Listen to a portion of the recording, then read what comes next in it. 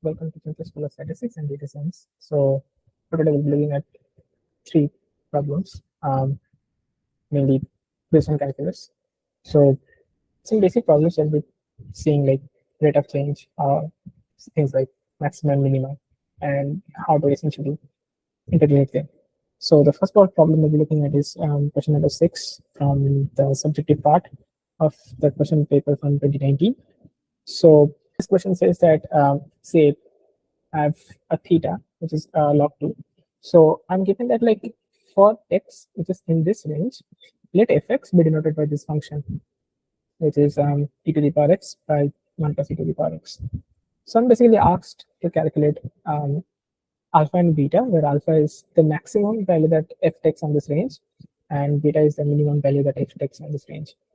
So one of the like most common techniques that people would like to use for like when they see this kind of problem statement is that they would like to use derivatives and then equate the first derivative to 0 and then calculate second derivative and see where it is positive or negative, and then conclude the maximum and minimum based on those values.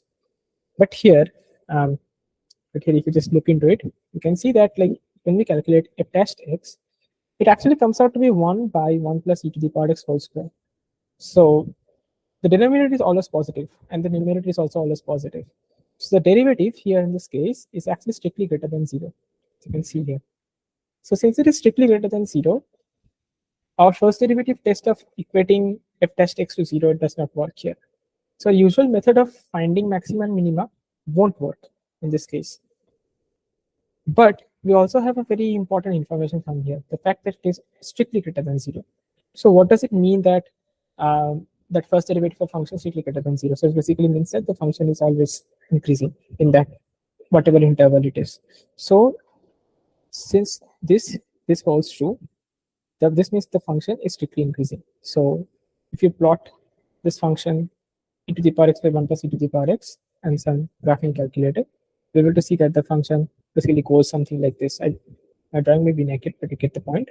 It always is strictly increasing. So if the function is strictly increasing, then the minimum would basically be attained at the left end point of the interval, which is in this case minus theta, and the maximum would be attained at the right end point of the interval, which is in this case x equal to theta. So simple calculation would say that alpha is equal to f of minus theta and beta is equal to f of theta. So let's just put theta is equal to log 2 and it will be simple calculation in this case. So here we have e to the power minus theta by 1 plus e to the power minus theta when I'm trying to calculate f of minus theta. So just note that if theta is equal to log 2, this also means that negative of theta is basically log of half. And we know that e to the power log x nothing but x. So here, this half basically comes down. So it's basically half to 1 plus half, so it's 1 by 3rd, which is alpha. And then similarly, we can compute it of this theta, which turns out to be 2 by 3. So this is basically beta.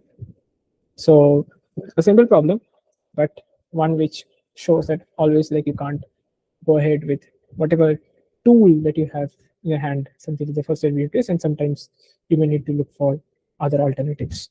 So this one is pretty short and easy in the sense that this explores the concept of rate of change. And even though this specific question is a simple one for rate of change, like it often confuses people as to when they start looking like the problem, the crux of the problem is to formulate how your entire equation will look like, where you'll be able to substitute the values that you have in, especially in this course of problems.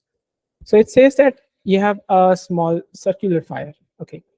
So basically, this fire is spreading and its radius is increasing at the rate of 1.5 meters per minute.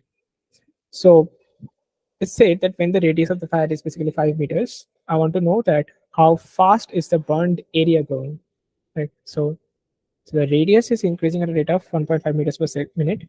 And when it is 5 meters, I want to find out how fast is the burned area going. So this is a circular patch. So it's the area of circle, A is equal to pi r square.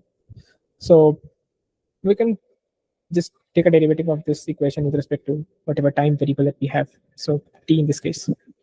So if we take the derivative, it turns out to be dA by dA dt, which is basically in this case 2 pi r dr dt, because obviously you can't differentiate that directly. So we stay general here in this case. Note that we have dr dt to be 1.5. So I know this quantity. I also know this quantity because it is 5, because I'm told that here in this case, when the rate of 5 is 5 meters, the radius is 5 meters. And I know what the value of pi is in meters. So I wanted this thing, which is how fast is the area changing. That is what is the rate of change of the area. And this turns out to be this value. So the calculation is pretty simple, but what matters most is formulating this equation and then coming to here, knowing that you have to differentiate with respect to some t, getting this, and then understanding this dr dt is what I have, and r is what I have, and then dA dt is something that I want. So once that is clear, we'll be able to move on to the last question for today. So it said that a thief picks a wallet, right? So the thief picks a wallet and starts running at a speed of 5 meters per second with 0 acceleration. So, and in 5 seconds, like after the thief has started running, 5 seconds after that, a policewoman notices alarm, and then she starts following the thief. So she starts at the speed of 3 meters per second, which is accelerating uniformly at 1 meters per second square. So I want to know that how many seconds will it take the policewoman to catch the thief, assuming that the policewoman follows the same path as that of the thief. So I have a hint here. I'll come back to the hint a little bit later. So first, just understanding the problem is basically like there's a thief and he starts running, and then 5 seconds after that, this lady starts running after him. So this thief is running at 3 meters per second with no acceleration, and then she starts following with, sorry, my bad. This is 5 meters per second, and this lady starts running with 3 meters per second at uniform acceleration of 1 meter per second square. So basically, she'll be getting faster as time goes. So listen, so an unsaid assumption in this problem is basically both of them start running from the same point, which is kind of to be assumed, but okay, they have made it clear. And another assumption is they follow the same route. So I have a hint here, and it's for all those who probably don't remember the equations of motion from class 11 physics, but probably they do from muscle memory. But the most simple equation that we have here is x is equal to ut plus half at square. So actually in the question, this hint is given in a different way, but basically the same equation is given. So s is nothing but the displacement in time t, u is the initial velocity, and a is the acceleration. So this equation, you can derive it from the basic equations of motion, and it is plain derivative that you can get. I think plain integration that you can get to here. Yeah. So taking this hint, we'll need to figure out, like this hint will come in handy. Like we'll see. So basically, I want to find out like how much time the policeman takes to catch the thief. So suppose it takes her t seconds, right? So when she starts running, the thief was already running for 5 seconds. So by the time the policewoman catches the thief was running for t plus 5 seconds, and she was running for t seconds. So note that since they're all starting from the same point, the thief started from the same point, and the policewoman followed from the same point, they must have covered the same amount of distance in different lengths of time. So the thief took whatever distance they covered, let the distance be some s before the thief got caught.